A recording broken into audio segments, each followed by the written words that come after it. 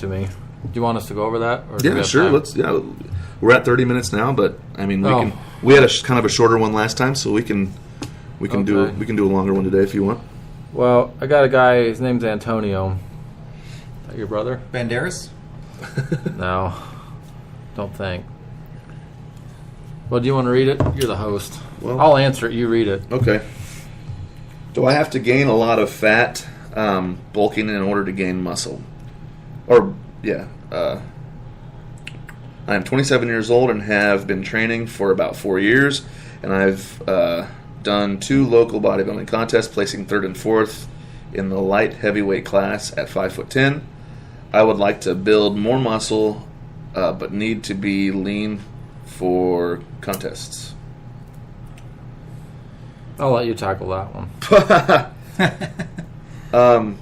Do you have to gain a lot of fat in order to bulk? No. You don't have to. Some people do. Yeah. All right, there you go, folks. No, I don't know.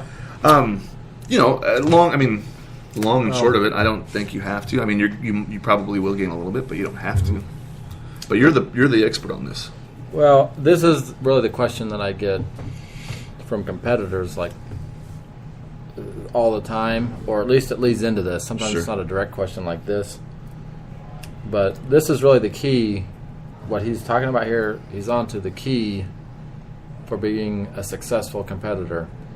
And that is figuring out that you don't have to get fat in order to get muscle. Yeah. And so what this guy needs to do, again, I don't know how good of a shape he was in for his show. Right. I'm sure he's in decent shape if Sure. he's out there. But basically, there was a misconception that people have to gain a lot of body fat to gain muscle. Right. You always hear the term bulking. Bulking, yeah. Oh, I hate that term. I do too. It's like the worst term ever. It's an excuse term. It is. While I'm eating From a those sweet, awesome little animal crackers with the pink frosting, Oh, I'm yeah. shoveling those down my gullet, and I'm like, bulk season. That's okay. Yeah. It's not okay. Well, it is if you're not doing a show. Well, yeah, sure. But basically, there's kind of like there's studies out there, and I don't know, I can't cite any of them, but there's examples of people that I know that compete at a pretty high level, as in nationally or maybe even professionally. Mm-hmm. And what they have found out is that basically the leaner you stay in the off season, when you're not necessarily dieting for a show, you're just trying to build muscle, is your body actually is more efficient at using the nutrients that you provided. Yeah. The leaner you are. Sure.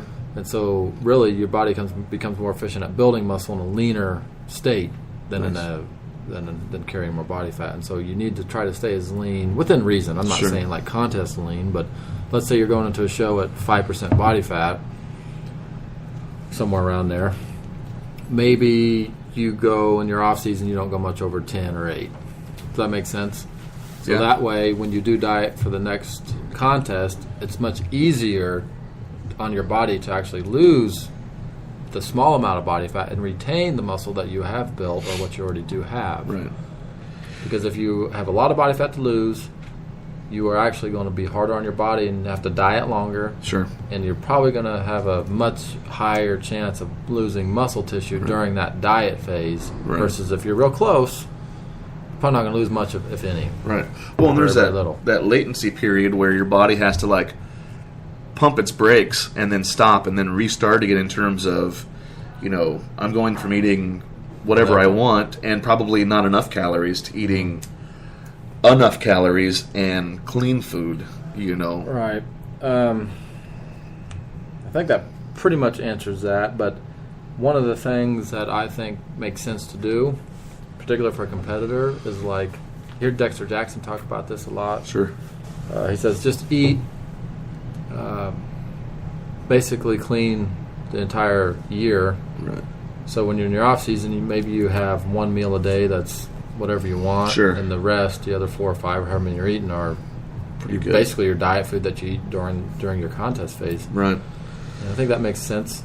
Gilbert had this saying, the 90% clean equals lean. It's the same There you go. concept. If you're eating 90% of your food clean, no matter what you're doing for that matter, it doesn't have to be bodybuilding, but Sure. it better be if you're doing bodybuilding. But, Right. you're probably not going to gain a lot of body fat. Right. Well, and you broke it down one time, out of 7, 6 meals a day out of 7 days a week, what is that? 42. 42 meals.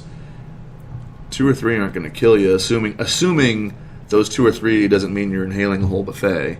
Even then, you'd probably be okay. Yeah, you know what? You heard that here first, folks. Hit that buffet up.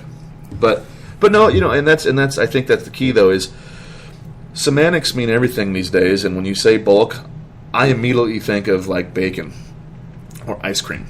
But when you say off season, I immediately think of lots of rice and chicken and maybe a little bit of red Just meat. Higher volume of the clean food. Exactly. That's what it should be. Yep. Perfect. Okay, we're done. All right, that's it. Signing off for the fellas here, Gilbert and Brandon. We will talk to you guys next time. I'm going to go bulk on a cheese Philly. Cheese Philly.